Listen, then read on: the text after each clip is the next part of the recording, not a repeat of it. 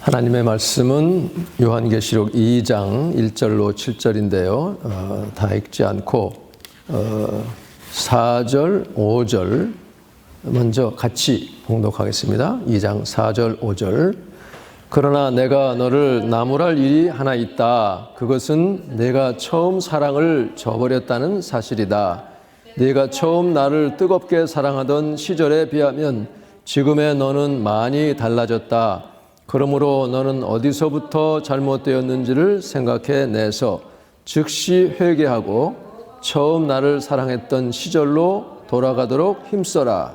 만일 그렇게 하지 않고 회개하지 않으면 내가 네게로 가서 네 촛대를 그 자리에서 치워버릴 것이다. 7절. 들을 귀가 있는 사람은 성령께서 교회들에게 일러주시는 말씀을 잘 들어라. 듣고 순종함으로써 이기는 사람에게는 내가 하나님의 낙원에 있는 생명나무의 열매를 먹게 하겠다. 아멘. 생명나무의 열매를 먹게 하겠다. 얼마나 정말 귀한 가슴 벅찬 약속입니까? 오늘 말씀 제목은 너의 처음 사랑을 되찾으라 하는 말씀입니다. 지금 이 우크라이나 침공 사태가 어떻게 전개될지 참 전 세계가 주목하고 있습니다. 아까 우리가 기도한 것처럼 그곳 선교사들 7가정이 된다고 하는데 안전하기를 기도합니다. 제가 몇 년 전에 거의 한 7, 8년, 10년 전에 우크라이나 사람 처음 만난 기억이 납니다.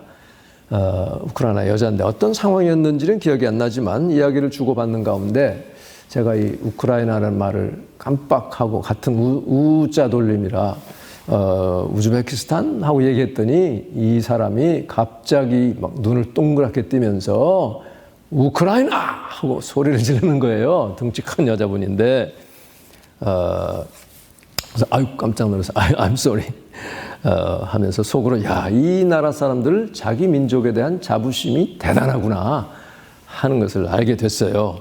어디 감히 자기 우크라이나 이 나라를 무슨 스탄 나라, 아프가니스탄, 또 뭐 우즈베키스탄, 카자흐스탄 이런 나라에 비교를 하나 이렇게 아마 그런 생각을 했던 것 같아요.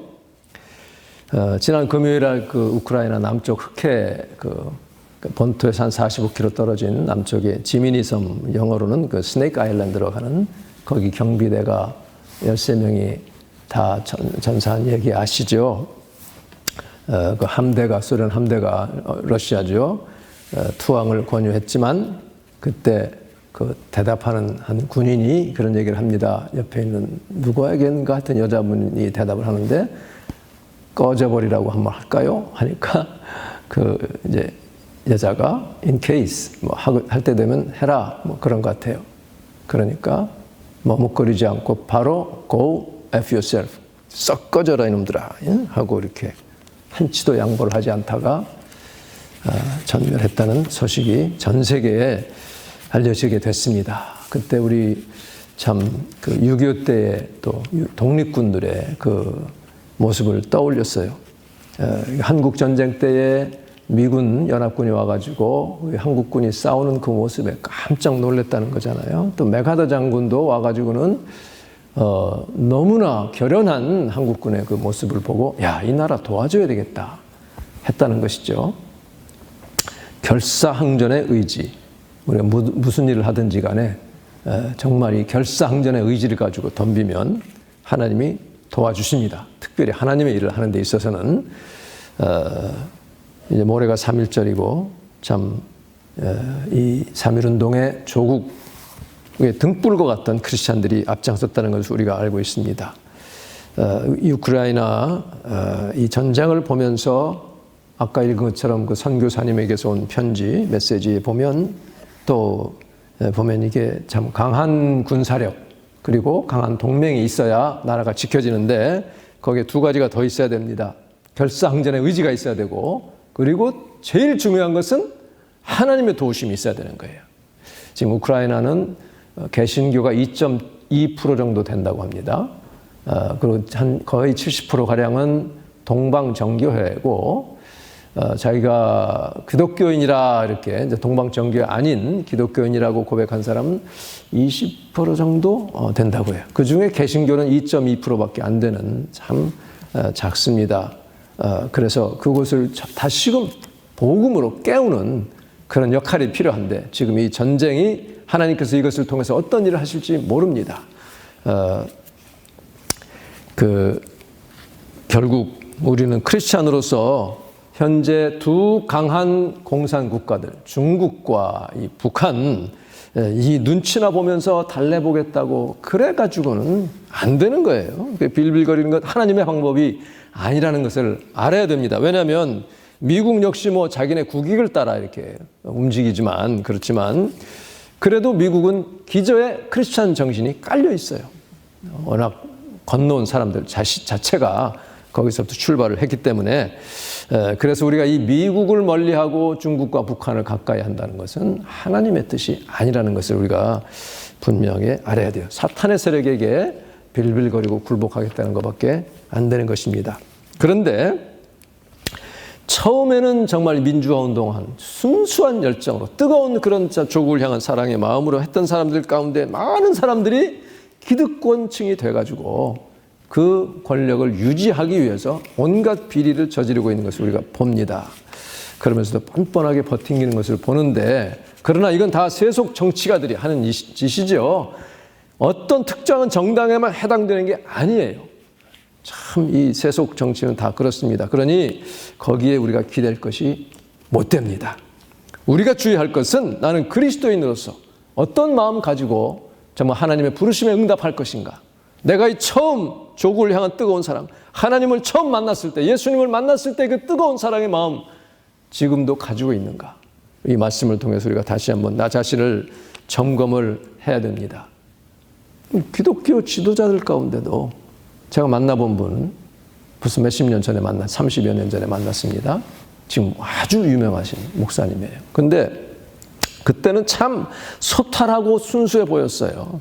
뭐 아무거나 먹으면 되지 하고 그런데 교회가 크게 성장하고 전국적으로 유명해지고 그렇게 된 뒤에는 어느덧 정말 교회 내에 자기의 일생을 이렇게 전시하는 박물관 같은 거를 만들고요.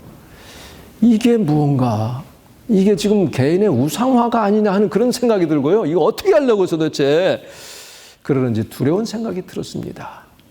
지금 한국 교회가 크게 욕먹는 그 중에 큰 포션이 바로 그 목사님을 통해서 지금 그 교회를 통해 나오고 있다는 것을 우리가 알아야 돼요. 야, 이게 처음 사랑을 버려도 너무 심하게 버린 게 아닌가 하는 생각을 하고 두려운 생각이 들었습니다. 에베소 교회를 향하여 하신 말씀은 오늘 우리 모두를 위해서 하시는 말씀입니다. 우리 교회 요한계시록 2장 3장에 아시아의 7교회가 나오는데요. 이것은 그저 폐일원하고 모든 시대에 존재하는 모든 교회를 향하신 말씀이라고 우리가 받아들이면 됩니다. 에베소는 아시아의 주요 도시예요. 약 그 당시 22만 5천 명가량이 살았다고 합니다. 굉장히 큰 도시입니다. 항구 도시고요. 아시아의 베니티 페어라 할 정도로 그 베니티 하면 허영의 시장, 허영의 도시입니다. 아주 공허하고 경박한 그 라이프 스타일을 사는 지금의 서울, 맨하탄, 도쿄, 대도시들 다 그렇죠. 베니티 페어에 속합니다. 그런 곳이 바로 에베소였습니다. 거기에 사상 최대 신전인 아테미 신전이 있었고요. 고대 세계의 그 7대 불가사의 가운데 하나가 바로 아테미 신전이라고 그래요. 이 아테미 여신은 이게 풍요의 여신입니다. 그 상을 보면 젖가슴이 18개. 이건 뭐 좀 흉해 보여요. 그리고 한 손에는 몽둥이, 다른 손에는 삼지창이 쥐어져 있는 그런 그 모습을 가지고 있습니다. 3차 전도 여행 때에 그 사도행전 19장에 보면 바울이 그곳에서 복음 전하는데 그 아데미 사람들이 그 에베소 사람들이 모여가지고 그 복음을 반대하면서 크다 에베소인들의 아데미야 하고 소리 지르기를 2시간을 했다고 기록이 되어 있어요. 그렇게 참 이 진리 안에 있지 않을 때에 이렇게 사람들이 어리석어지는 것을 우리가 보게 됩니다. 그래서 오늘날도 마찬가지예요. 복음 전할 때 이렇게 보면 너무나 어리석은 말들을 하고 복음을 대적하는 말을 하는 사람도 있고요. 그런 거 하면 정말 고맙게 받는 사람도 있어요. 근데 그런 사람들은 크리스찬이에요. 고마워하면서 감사합니다 하고 또 받아줍니다. 하여튼 그래도 받아간 사람들 중에 주님이 역사하셔서 정말 주님을 만날 수 있기를 위해서 참 간절히 기도해요. 그래서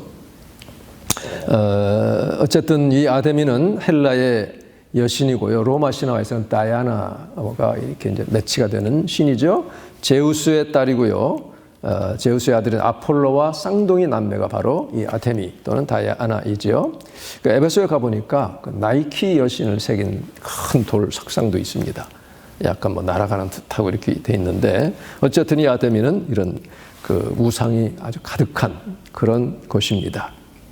1절에 보면요. 오른손에 7별을 쥐고 7 금촛대, 7 금 등잔대 사이를 거니시는 분이 말씀하신다고 나와 있습니다.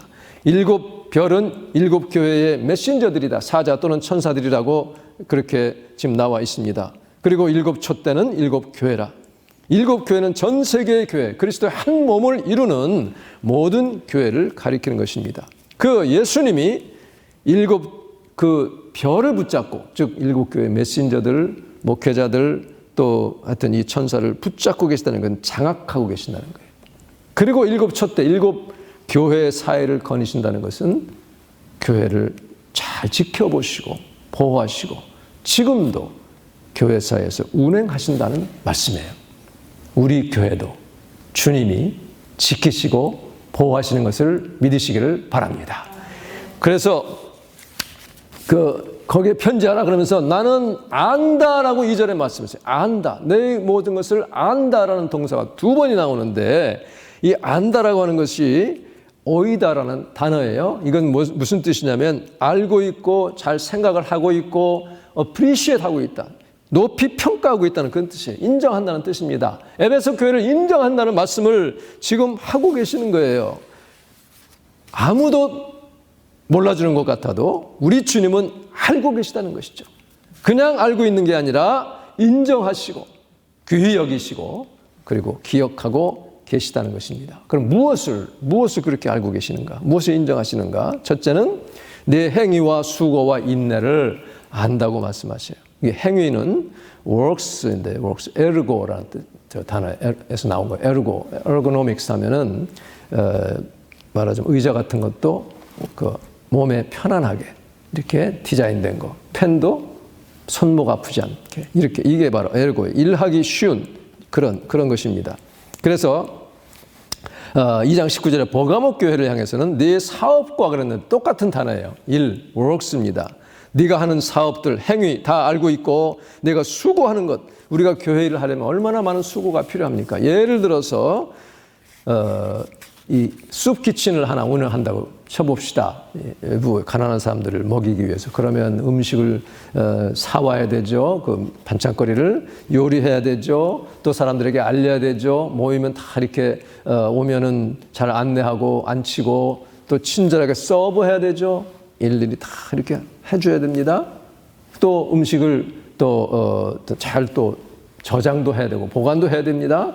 그리고 나서 다 가고 나면 또 설거지하고 깨끗하게 하고 또 재고 조사도 하고 다 할 일이 참 많습니다. 그러니까 내 수고라고 하는 것은 땀 흘려서 피곤할 정도로 일하는 육체적인 노동을 말하고 있어요. 그러니까 그 많은 주님의 일을 위해서 얼마나 많은 일들이 필요합니까? 주님의 교회를 뭐 하나 하려면 많은 노력을 하게 되죠. 이것을 주님이 알고 계시다는 거예요. 그러니까 교회에서 계속해서 제가 이렇게 하다 보면요, 이 주님이 아신다, 사람은 몰라도 주님이 아신다는 메시지를 계속 해주지 않으면 어떤 사람들은 나중에 이게 뭐야? 아무도 안 알아주고 하고서 그냥 시험에 들어요. 참 놀랍습니다. 이 주님을 믿는다는 사람도 사람이 알아주지 않으면 참 시험에 드는 것을 많이 보는데요. 주님이 알아주신다는 것을 믿으시기 바랍니다. 복음 전하는 것도요, 이를 위해서 조직하고 기도하고 물품 준비하고 전도지 다 준비하고 또 오더도 하고요, 기도 모임하고 가서 또 기도하고 마음을 잡고 또 담대하게 복음을 전합니다. 또 교회에서 악기로 찬양 연주하잖아요. 함께 찬양하고 또 찬양 인도합니다. 또 음식도 라이드 해서 또 이렇게 픽업도 해오고요. 성도들 라이드하고 주차 공간 확보하는 일, 다 이게 수고하는 것입니다. 어려운 가운데도 정성껏 헌금하는 일까지 사람은 몰라도 하나님은 알아주신다는 거예요. 주님이 이렇게 알아주신다는 것을 믿으시고 하늘나라에 차곡차곡 지금 하나님이 쌓고 계시다는 것을 믿으시기를 바랍니다. 그리고 내 인내를 아신다고 그랬어요. 인내. 참는 거예요. 잘 참고 견디라는 것. 그래서 이게 빌립보 교회를 향해서도 예수님이 너는 참고 기다리라는 나의 명령, 인내의 말씀을 잘 지켰다고 한 그 똑같은 그런 내용입니다. 우리 지금 현재의 교회의 인내는 세속주의의 물결을 견뎌내는 인내가 필요합니다. 이 절대적인 가치는 없다고 하는 세속주의, 또 여러 가지 이 동성애 관련해서 여러 가지 그런 많은 물결들이 지금 교회를 휩쓸려 가고 있어요. 휩쓸려 가고 있습니다. 지난 1월 27일자 데일리 굿뉴스지에 보니까 핀란드의 기독교인 여성 국회의원이 정부로부터 그 수를 받아가지고 지금 재판을 받고 있습니다. 페이비 레세넨이라는 의원인데 성경 구절을 자기 소셜 미디어에 올렸다는 이유로 제목이 뭐냐면 동성애자의 평등과 존엄성을 침해한 반인도적인 범죄라는 거예요. 지금 이게 참 부끄럽아요. 정말 문제입니다. 그래서 그 의원은 성경에 나오는 결혼과 성에 관한 가르침은 이웃에 대한 사랑에서 나오는 것이 어떤 단체를 증오해서 하는 것이 아니라고 진술을 했어요. 그러면서 그는 인터뷰하기를 핀란드 교회를 깨우기 위해서 가라앉는 배에서 뛰어내리지 않고 그 배 안에서 잠자는 자들을 깨우려고 할 때가 되었다는 확신 가운데 지금 이렇게 내가 올렸다는 것이죠. 그래서 언론과 종교 자유 수호하는 것을 나는 처벌을 받더라도 영광으로 생각한다라고 얘기를 했습니다. 지금 한국도 인권이다, 뭐 성소수자 지켜야 된다 하면서 지금 막 교회를 엎어버리려고 얼마나 많이 지금 밀려오고 있는지 모릅니다. 한국 교회가 아직은 힘이 있어서 힘겹게라도 막아내고 있지만 앞으로 이 후세대들을 잃어버리게 되면 보장할 수 없어요. 밀리게 될까 봐 큰 걱정입니다. 이러한 외로운 싸움을 주님은 알고 계시다는 거죠. 네가 3절에 참고 내 이름을 위하여 견디고 게으르지 아니한, 개역개정에는 게으르지 아니하냐고 했는데 이건 번역이 잘못됐어요. 지치지 아니한 것입니다. 포기하지 아니한 것을 말합니다.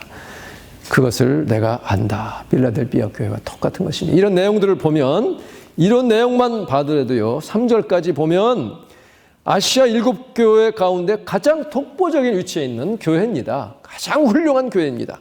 칭찬받아 마땅하고 다른 교회들이 모범 사례로 와서 연구하고 배워야 할 굉장히 큰 강점입니다. 그래서 7교회를 보면요. 이 에베소 교회는 뒤에 나오는 두아디라 교회와 함께 그 행위나 사업, 규모, 적극성 이런 데 있어서는 뛰어나게 훌륭한 교회예요. 아주 훌륭한 교회입니다. 악한 자들을 용납하지 않고 자칭 사도로 하나 거짓 사도들을 밝혀낸 것. 이들은 건전한 신앙과 교리를 가졌고 그리고 영적인 분별력이 탁월했어요. 거짓 사도를 분별해냈습니다. 그리고 결단력 있고 과단성이 있어서 용납하지 않았습니다. 옛날 생각이 납니다. 제가 뉴저지에서 부목사던 시절에, 그러니까 미국 온 지 얼마 안 됐을 때입니다. 여름 수양회를 따라갔어요. 감독 겸 격려하기 위해서 갔습니다. 근데 거기 강사로 온 어떤 전도사가 감리교 이제 학교를 다니고 있었는데요. 이분은 한국의 아주 유명한 그 신학 교수의 아들이에요. 그런데 누가 이제 그 다른 전도자가 소개해가지고 했는데, 그 다음날 이게 교사 회의를 하는데 선생님들이 이제 걱정하는 거예요. 지금 아이들이 헷갈려 하고 있다. 왜냐? 지난 그 전날 강의 내용 중에, 이게 설교 내용 중에 꼭 예수 안 믿어도 구원받을 수 있다는 식으로 얘기를 했다는 거예요. 이게 말이나 돼요? 그래서 불렀습니다. 불러가지고 몇 가지 이렇게 묻고서는 당장 그만두라고. 그 강단에 못 올라가게 했어요. 더 이상 하지 말라. 그리고 다른 사람 대체하고. 그러나 이왕 왔으니 끝까지 참여해도 좋다. 그랬어요. 지금 생각하면 제가 좀 더 나이가 들고 좀 그랬으면 잘 타일러서 예수님 복음을 정확하게 전하라고 부탁하면 되지 않았을까 하는 생각도 나지만, 그러나 얘기해 보니까 본인 자신이 구원의 확신이 아직 없는 사람이에요. 그리고 일반 평신도도 아니고 학생들을 가르쳐야 되는 입장에서, 그래서 다른 대안이 없었습니다. 나중에 그를 소개했던 전도사 얘기를 들으니까 그 당한 수모에 너무 분해가지고 저를 매장시키겠다고 막 길길이 떴다는 거예요. 그래서 내가 속으로 막 웃었어요. 아니, 지가 무슨 수로 나를 매장시켜. 하나님이 누구 편인데, 응? 누가 하나님 편인데, 이제 생각했습니다. 아마 그 전해준 그 사람도 그렇게 같은 생각을 하는 게 아닌가. 자기가 소개했는데 그렇게 했으니. 근데 구원의 진리에 대해서는 확실하게 하지 않으면 안 되죠. 그런데 이런 모든 것도 사랑이 없이 하면 너무 율법주의가 되기 때문에 그 뒤로 저는 생각날 때마다 그분을 위해서 참 기도했어요. 했는데 지금은 한국 지방의 어느 작은 신학교에서 한 25년 정도 이렇게 재직하면서 잘 활동을 열심히 하고 있는 것을 제가 이 소셜미디어를 통해서 봤습니다. 곧 이제 은퇴할 때가 아마 된 것 같아요. 그때 그분이 겪었던 일생일대 전무후무한 이 수모, 충격적인 경험이 그의 생애에 좋은 약이 되었기를 바랄 뿐입니다. 에베소 교회의 의로운 결단력 칭찬받을 만 합니다. 정말 귀한 일이었어요. 당시 거짓 사도들이 막 발호했어요. 유대주의자들, 영지주의자들, 영과 육을 분리시키고 뭐 육체는 아무렇게나 해도 된다 막 이러고 할례를 받아야 된다 하고 이런 것들을 다 분별해냈습니다. 그런데다가 또 보면 6절에 보면 니콜라당 얘기가 나옵니다. 니콜라당은 주후 2세기 후반에 살았던 그 교부 중에 이레니우스라고 하는 유명한 훌륭한 교부가 있어요. 그가 기록한 것에 의하면 이 거짓 사도들을, 거짓 교사들은 니콜라당입니다. 제재받지 않고 육체에 탐닉했고, 그리고 성적인 타락에 빠졌으며 우상에게 바쳐진 제물들을 뭐 그냥 아무런 거리낌 없이 일상적으로 그냥 먹었다는 거예요. 이 니코 아까 말한 나이키 거기서 나온 정복한다는 뜻이고, 라이탄이라는 것은 백성입니다. 백성을 섬기는 게 아니라 정복하는, 그래서 사람들을 악한 사단에게 정복당하게 하는 그런 악한 무리들이 바로 니콜라당인데, 오늘날은 이게 어떤 모습으로 나오냐면요, 돈만 벌면, 예를 들어서 교회도 다니고 예수도 믿고 돈도 잘 벌고 잘 사는 게 좋다, 그런 사람들이에요.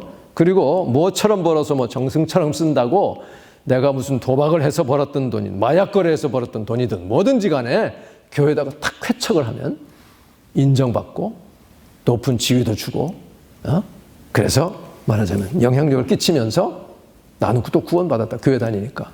마피아 그 캐톨릭에서 하는 거나 똑같은 그런 모습입니다. 그러면서 나는 교회 다니니까 내 죄가 가벼워지지 않을까 이렇게 헌금했으니, 이게 니콜라당입니다. 에베소 교회가 이것을 미워하는 것을 예수님도 인정하십니다. 그러니까 지금 책망하신 그 뒤에 칭찬을 하나 더 보태 주신 것인데, 예수님의 엄중한 그 경고와 권면은 처음 사랑을 되찾으라는 거예요. 이거 다 좋다, 칭찬받을 만하고 너무 잘하고 있다, 너무 잘했다. 그러나 처음 사랑을 되찾지 않으면 내가 와서 촛대를 옮기겠다는 거예요. 다른 곳으로 옮기겠다는 거예요. 지금 유럽에 있던 촛대가 미국으로 갔죠. 미국은 아직 옮겨지지는 않은 것 같아요. 그런데 한국 촛대 옮길까 봐 정말 좀 너무너무 두렵습니다. 한국 교회가 이 물질주의 이런 데 빠져가지고 제대로 복음을 전하지 않고 사람들에게 아부하고 지금 메시지가 정말 두려운 게 너무나 많습니다. 에베소에 가보니까 과연 교회는 이미 다 사라지고 없었고요. 폐허만 남아 있었습니다. 관광, 명소로만 남았는데, 교회사적으로 보면 이게 2세기였는데요. 없어진 거는 주후 11세기입니다. 그러니까 한 근 100년 동안 이 에베소 교회는 100년인가요? 1000년인가요? 네. 버티고 있었어요. 그러니까 이 편지를 받고 말하자면 그 에베소 교회가 회개하고 돌이켰기 때문에 당장은 옮겨지지 않은 것을 알게 됩니다. 우리 한국 교회도 촛대가 옮겨지기 전에 정신 차리고 회개하여 처음의 사랑을 되찾기를 간절히 바랍니다. 우리 자신도 마찬가지입니다. 그리스도를 향한 사랑, 무엇을 하든지 간에 내가 정말 예수님을 사랑하는가, 거기서부터 일을 할 수 있기를 간절히 바랍니다. 지난번에 제가 간증했던 그 치과의사 그분, 그때 받은 그 은혜를 간직하고 가가지고 정말 성심껏 선교하고 또 험불하게 그렇게 하는 가운데에 나중에 보니까 대한여치과의사협회장까지 하나님이 올려주신 것을 보게 됐습니다. 그러니까 처음 사랑을 끝까지 간직하는 게 얼마나 중요한지 모릅니다. 지금 에베소 교회를 향해서 주님은 네가 지금 하고 있는 모든 행동들, 사업들 다 좋은데, 분별하고 다 막아내고 하는 것 좋지만 이것이 40년 지금 됐어요. 교회가 생긴 지 그 당시 40년 동안 그냥 매너리즘에 빠져가지고 우리 선배들이 그렇게 했으니까 예수님에 대한 사랑이 아니라 그냥 습관적으로 하는 게 아니냐 하고 지금 책망하시는 거예요. 우리가 예수 믿는 거 이제 사순절 기간 동안에 정말 내가 무엇이 나로 하여금 처음 사랑을 쉽게 만들었나, 정말 깊이 생각하면서 주님 앞에 앉아있는, 회개하고 돌이키는 시간 될 수 있기를 간절히 바랍니다.